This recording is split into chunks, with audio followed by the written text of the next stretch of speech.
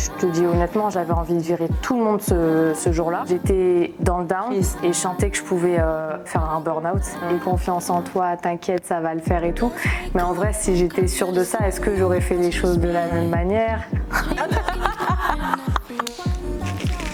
Séquence émotion. On est en train de pleurer là en fait. Ouais.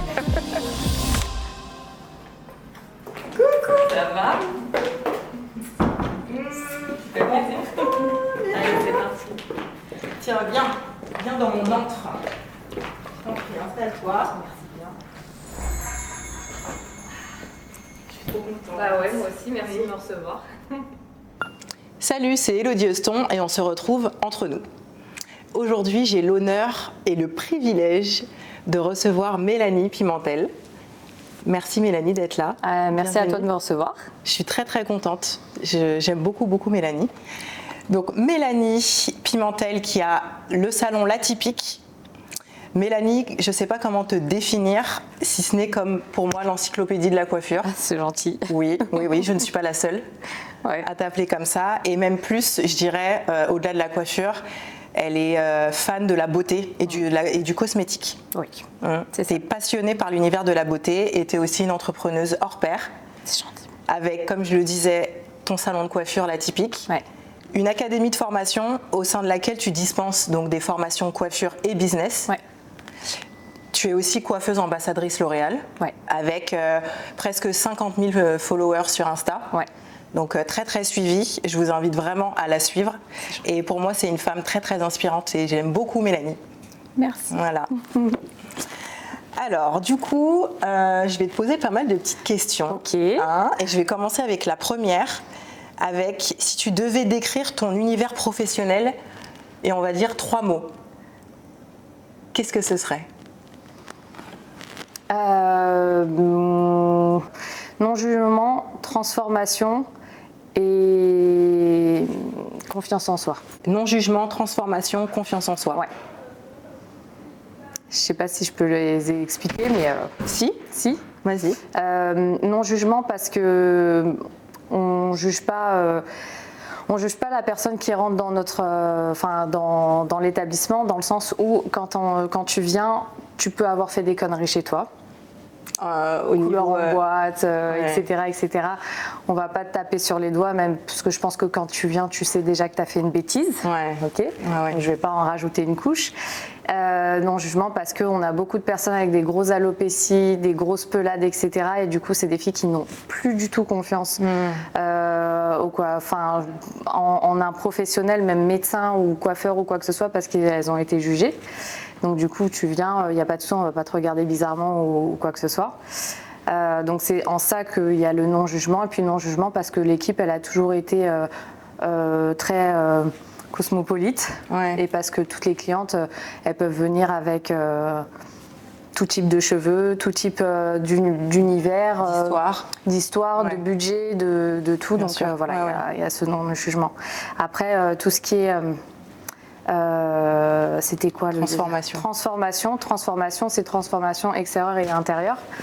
Donc la transformation, c'est... Moi j'aime bien, j'ai fait de l'esthétique avant de faire de la coiffure et ce que j'aimais pas dans l'esthétique, c'était qu'on voyait pas spécialement la différence. Donc je faisais tout ce qui se voyait, les ongles, les cils, le make-up et tout.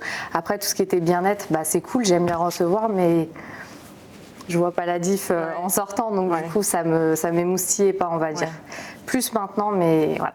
Donc transformation, de vraiment voir une différence de avant-après et la confiance en soi, c'est parce que ce avant-après, on fait embellir la personne, révéler la beauté de la femme, mais c'est aussi on fait beaucoup de paplotes pour justement qu'elle se sente mieux dans sa peau. Et voilà. Ouais, c'est vrai que je disais ça, on a quand même un pouvoir. On n'est pas psy, comme je dis, parce que c'est un vrai métier, mais on a quand même le pouvoir de pouvoir écouter. Tu vois, et d'orienter parce qu'elles nous font quand même confiance et du coup de pouvoir les orienter et de se rapprocher au mieux de ce qu'elles attendent de nous et puis d'être surtout une écoute, comme tu dis, de ne pas être dans le jugement et dans la bienveillance. C'est vrai que ça t'arrive aussi, mais quand les clientes sortent et qu'elles se disent non mais je me sens trop bien, j'ai jamais eu ça alors que c'était ce que j'ai toujours voulu, alors que c'est tout ce que j'ai toujours voulu, etc. T'as quand même ce truc où tu te dis que t'as quand même un pouvoir et de l'utiliser à bon escient, c'est primordial quoi. Ouais, donc, complètement. Et on se imagine pas l'impact qu'on peut avoir auprès une petite phrase comme ça peut avoir un gros impact auprès d'une femme qui a un truc en tête qui tourne et... Quelle a été ta pire expérience galère entrepreneuriale? Ouais, il y en a plein. C'est dur. C'est trop. Enfin, oui, il y en a. Voilà. C'est-à-dire, alors attends, je cherche dans les archives. La pire galère, il y en a. Franchement, quand tu fais de l'entrepreneuriat, c'est très très galère. On va du prud'homme enfin, tu passes par plein de choses. Je dirais pire galère. Ah, franchement, tu me scotches. Attends, faut que je réfléchisse. Vas-y. La pire galère entrepreneuriale. Est-ce que j'ai le droit de parler de mon comptable?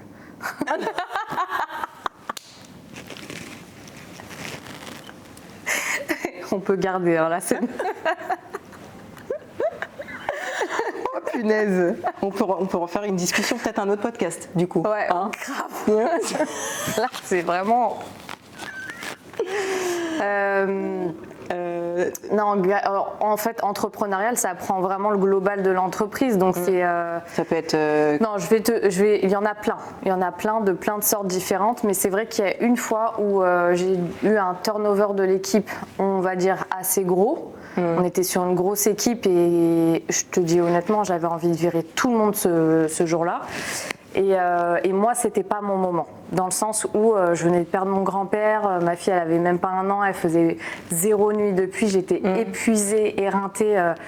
Et il y a eu une espèce de, je vais pas dire qu'il y a eu il y a un groupe contre un autre, etc. Enfin bref, c'est tout ce que je déteste. Et je voulais tout faire voler en éclats. Je me suis dit, je vire tout le monde. Mon mari m'a dit calme, septembre tu vas pas assumer. Donc je me suis calmée et tout, mais c'est vrai que ça a été très dur parce que moi émotionnellement j'étais dans le down. Et je crois que c'est peut-être la seule fois où je peux l'admettre, pourtant j'en ai vécu des épreuves, mais là j'étais vraiment dans le down, j'étais fatiguée, épuisée à bout, et je sentais que je pouvais, pour la première fois et la seule fois, faire un burn-out. Et c'était le moment où j'avais besoin de mon équipe, et il y avait personne. Il y en avait, on avait peut-être 2. Sur toute ton équipe. Et une autre, et toutes les autres, pas spécialement, et du coup ça a été dur. Donc c'est pas grave, c'est pas assez, mais c'était dur. Et du coup, j'ai envie de rebondir dessus. Et qu'est-ce que ça t'a appris? Parce qu'on apprend toujours quand il nous arrive des choses comme ça. Ça m'a appris à prendre moins de salariés, en vrai, parce que c'est une gestion et parce que là ça repose plus à 100% sur toi.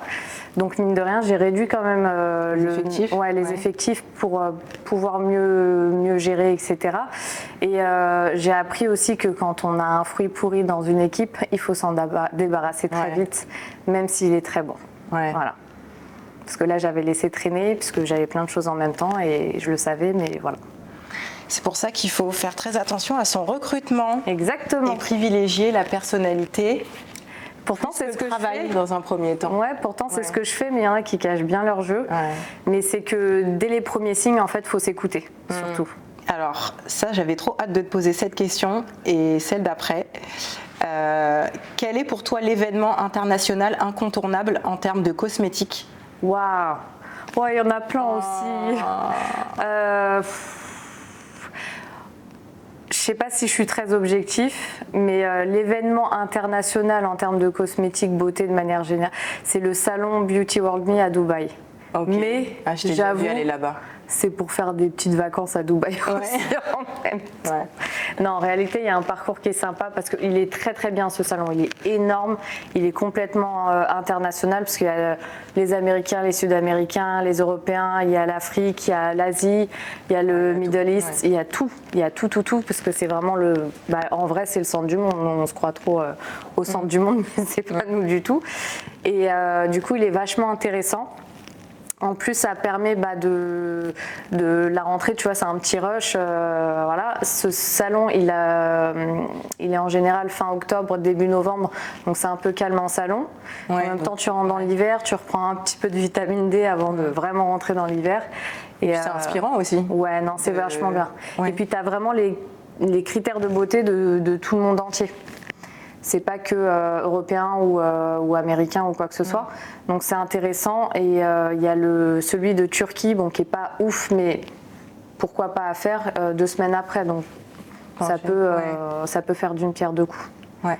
Voilà. Et après, moi, c'est vrai que on en parlera peut-être, mais j'essaye de faire la balance entre vie de famille et travail. Et du coup, ça me permet de faire la balance pour faire un salon et partir en famille et passer quelques jours en famille sympa et en même temps travailler et être très productive. Et puis après, faire un autre salon où tu pars seule aussi. Ouais, ça aussi, c'est cool. Ça, c'est pas mal aussi. Ça aussi, c'est cool. Le seul, je fais celui de Bologne. Bologne en Italie, c'est le plus grand du monde. Et là, par contre, c'est solo pendant 2-3 jours. Par contre, il est intense aussi. Voilà. Ah, j'ai hâte de faire. J'ai hâte d'en faire quelques-uns là, dont tu as parlé. Ouais, mais vraiment pour le coup, je crois que Beauty World Me et Bologne, c'est les plus intéressants. Aux États-Unis, ils sont cool, mais la plupart du temps, c'est des fournisseurs américains. Donc après, c'est cool, tu découvres des choses, mais après, tu peux pas trop les ramener.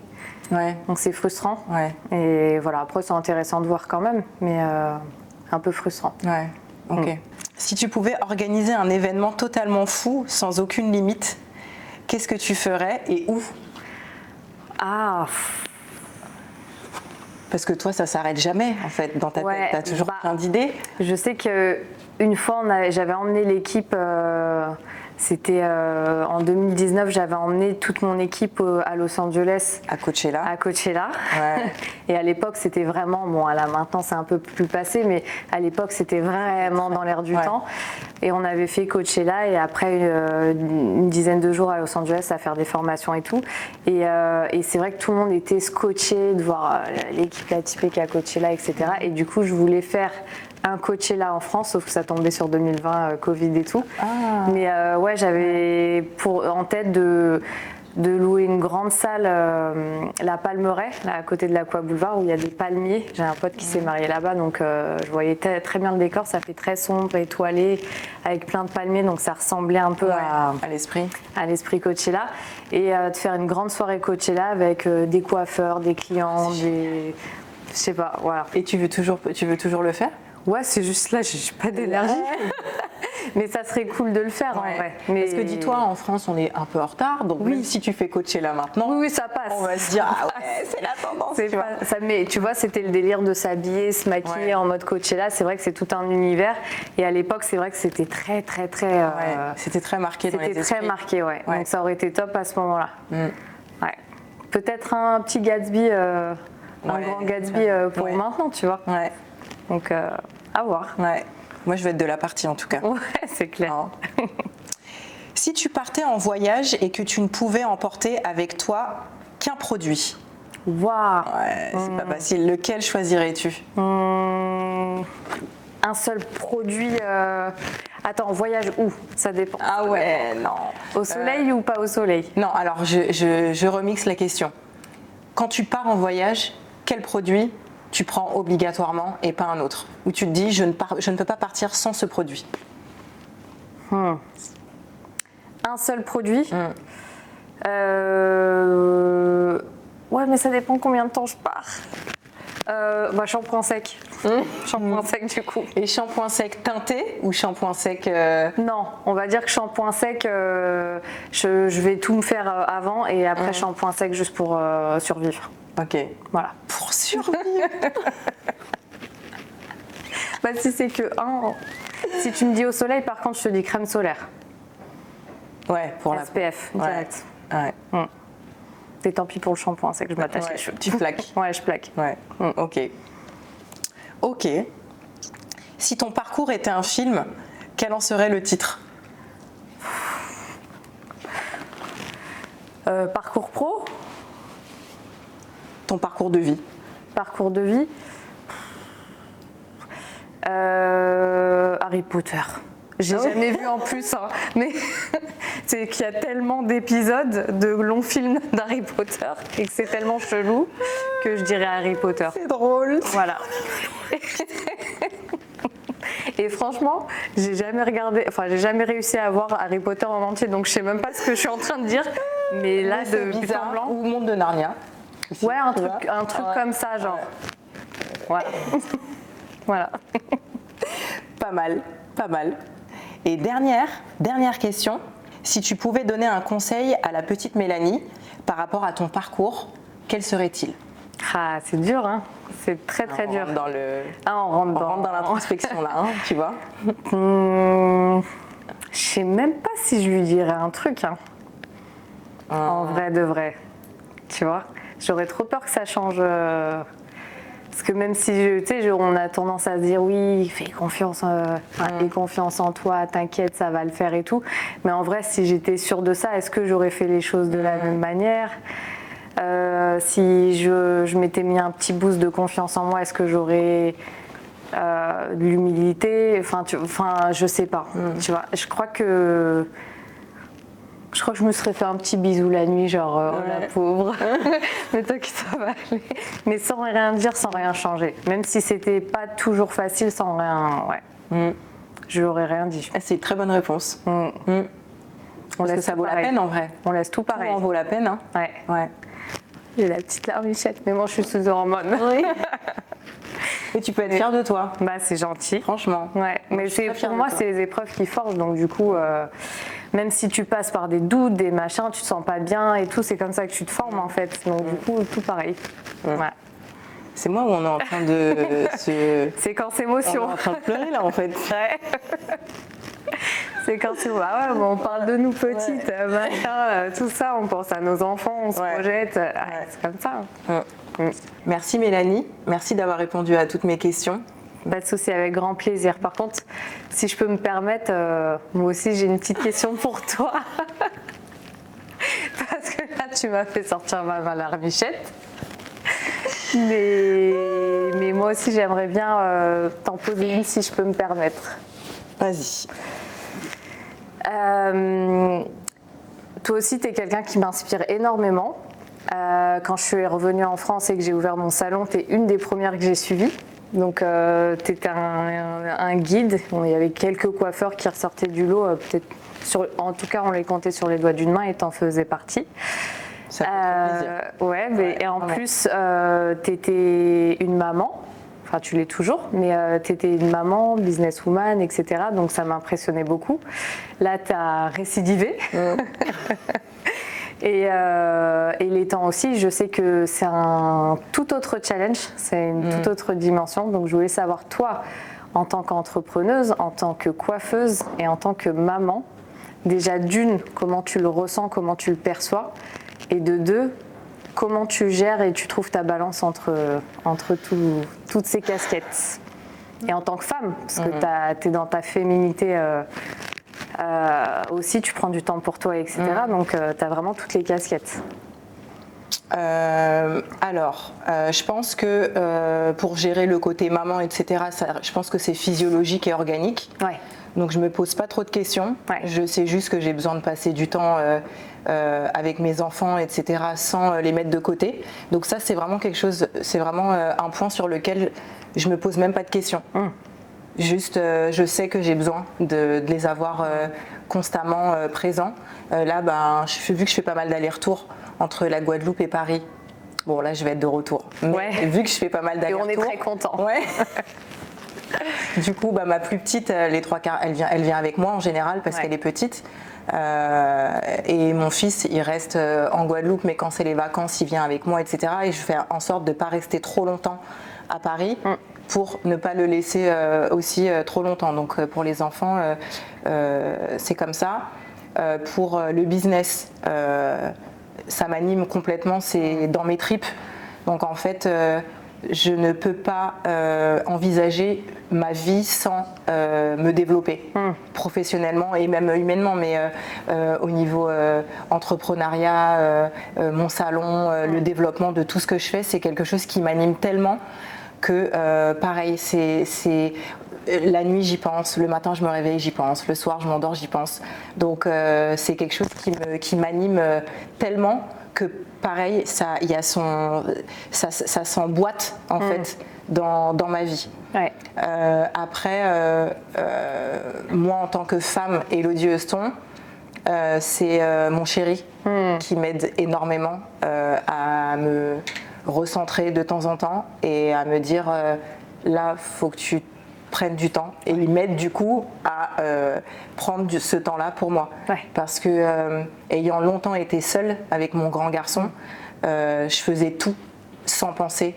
Je l'emmenais avec moi du coup, mais il était dans la spirale infernale et du coup je m'écoutais pas du tout et je m'épuisais beaucoup et du coup j'étais pas très bien intérieurement. Alors que depuis que je l'ai rencontré, du coup il met quand même un point d'honneur à ce que je reste Élodie Heuston, la femme Élodie Heuston avant d'être chef d'entreprise, d'être maman et d'être la femme de quelqu'un. Ouais. Voilà, donc je vais dire qu'il m'a quand même beaucoup aidée parce que moi seule, c'est pas facile de me dire là je vais prendre du temps pour moi et je vais mettre une pause. Ouais. Tu vois, c'est comme si j'étais tout le temps dans le cercle, tu vois. Et que lui des fois il me dit attends wait, là c'est comment là, peut-être prends-toi 2-3 jours. C'est très rare quand même un homme qui te dit prends-toi 2 jours, pars et prends du temps pour toi, tu vois. Ouais, complètement. Donc voilà. Et puis, moi, c'est pas un tabou pour moi, mais le travail personnel, avec même des psys, des thérapeutes, tu vois, des énergéticiennes, etc. Pour moi, c'est quelque chose qui m'a beaucoup aidée, en fait, à devenir beaucoup plus, à accepter ma vulnérabilité, accepter ma part de féminité, pas être que dans la part masculine de vouloir tout driver, tout contrôler, etc. Et du coup, je me sens quand même beaucoup plus en phase. Il y a encore du travail, mais je me sens beaucoup plus en phase. Ouais. Donc là, c'est pour ça que je suis très contente aussi de rentrer à Paris. Ouais. Parce que voilà, c'était 3-4 ans aux Antilles où j'ai pu développer aussi ma clientèle, où mes enfants et ma fille est née là-bas. Et du coup, pour les petits, quand même, c'est quand même mieux, je trouve, d'être dans la nature, etc. Et puis ça m'a permis de moi me grandir et de me développer aussi en tant que chef d'entreprise. Et là j'arrive et là je suis super prête en fait. Ouais, là t'es venue pour tout casser, t'es venue pour en découdre. Je suis venue pour en découdre, mais avec bienveillance, bien sûr, avec mes valeurs et une éthique. Ouais. Mais voilà, c'est quand on est chef d'entreprise, de toute façon il y a plein d'étapes. Et là j'avais besoin de cette étape moi pour me retrouver. Et là ça y est, je suis prête à revenir et à continuer à évoluer, quoi. C'est cool parce que je trouve que c'est un beau message parce qu'il y a beaucoup de femmes qui ont cette soif d'entrepreneuriat ou de travail ou quoi et qui vont s'empêcher d'être mères. Oui. Alors que c'est dur, c'est fatigant, mais c'est un boost incroyable quand tu deviens maman ou redeviens maman. Parce que tu clac, tu deviens, je trouve, super efficace en fait. Ouais. Et en plus, les enfants, je trouve, te donnent, comme tu dis, c'est un boost. Mais tu vois, moi j'ai eu mon fils, j'avais 22 ans. J'ai ouvert mon salon, j'allais avoir 26 ans. Je me suis retrouvée du coup seule avec mon grand garçon, qui était petit à l'époque. Ouais. Et en fait, tous les matins, je me disais, en fait, là, t'as pas le choix. L'enfant, il est là, t'es jeune. C'est soit tu galères, en gros. Soit tu utilises cette force d'être maman et que cet enfant est là, tu vois, et que il faut aussi lui montrer la voie, lui montrer le chemin. Et je me suis dit, je crois que le chemin que j'ai envie de lui montrer, c'est d'une maman qui avance en fait, tu vois, qui avance, qui gère et qui est quand même présente, qui est là, mais qui fait des choses, tu vois, parce que là, en vrai, au quotidien, il n'y a qu'une seule image et c'est l'image de la maman. Ouais. Tu vois. Et c'est pour ça que je me suis développée aussi cette énergie très masculine. Ouais. Tu vois. Parce que il fallait faire les deux. Fallait faire chauffer la marmite en fait, tu vois. Et voilà, donc l'enfant, c'est vraiment un boost et énergétiquement, on est des lionnes en fait, tu vois. Complètement. On reste des animaux en vrai. Donc tu as ce truc où en fait c'est viscéral où tu dois protéger ton enfant et avancer et peu importe où t'es en fait, où t'en es, tu dois être présente et tu dois avancer pour qu'il soit au mieux quoi. Ouais. Donc les femmes chefs d'entreprise, elles peuvent être mamans. Ouais, complètement. Ouais. Et je trouve que c'est pas un frein, c'est au contraire, c'est un boost de productivité, un boost de force, d'énergie, même si ton corps est fatigué, ton esprit, il est là-haut. Ouais. Trop bien, merci beaucoup. Merci Pélanie. Franchement, c'était une super interview. Pareil, j'ai beaucoup apprécié et merci de m'avoir invitée encore une fois, de donner la parole et merci de t'être confiée. Oui, à ton tour. Je m'y attendais pas, j'avoue, cette question, je m'y attendais pas. Ouais. Mais voilà, Merci de nous avoir suivis dans cet épisode d'Entre nous. Merci Mélanie. Merci Elodie. Et on se retrouve très bientôt.